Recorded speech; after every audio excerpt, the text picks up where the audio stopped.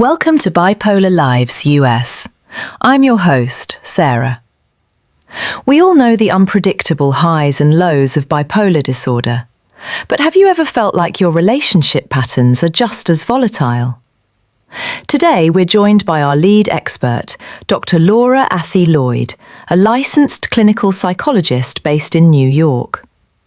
Laura, we're diving into a fascinating article you wrote on the website about how our childhood bonds, our attachment styles, might be mimicking or even worsening bipolar symptoms.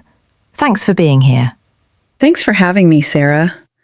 It's a topic that's very close to my heart because so many people feel broken by bipolar, when in reality, some of their struggles are actually learned survival strategies from childhood. That's a bold statement. Let's break that down. Most of us think bipolar is purely chemical. How do these childhood bonds enter the picture? Well, think of bipolar as the engine of your moods, but your attachment style is the steering wheel for your relationships. If you grew up with an anxious attachment, meaning your caregivers were inconsistent, you might grow up feeling a constant fear of abandonment. Now, imagine you're in a bipolar depressive phase, and you feel your partner pulling away. That anxious part of you panics. It can trigger a full-blown emotional crash that feels like bipolar, but it's actually an attachment wound being poked. So they feed off each other, like a feedback loop. Exactly. On the flip side, we have avoidant attachment.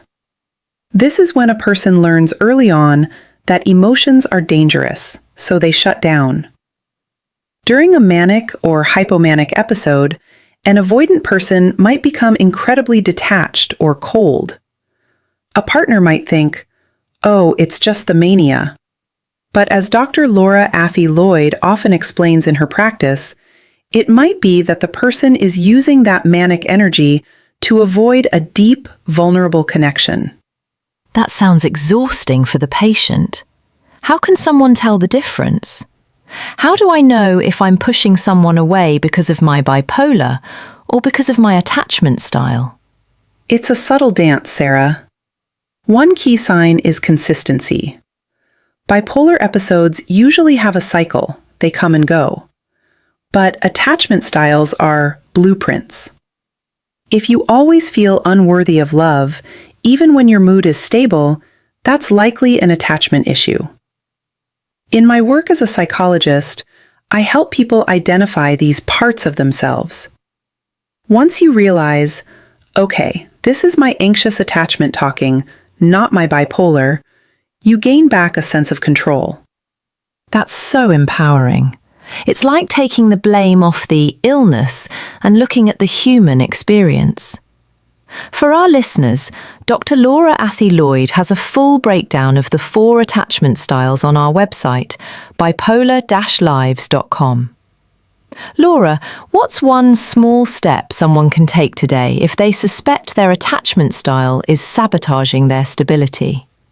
Awareness is 90% of the battle. Next time you feel an intense emotional reaction toward a partner or friend, stop and ask, is this a reaction to what's happening now?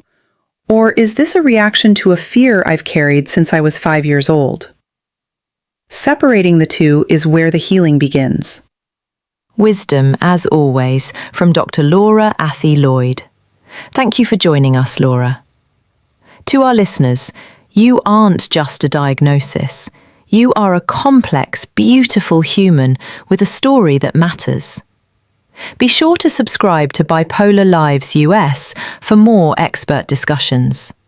Check the links in the description for Dr. Laura's full article.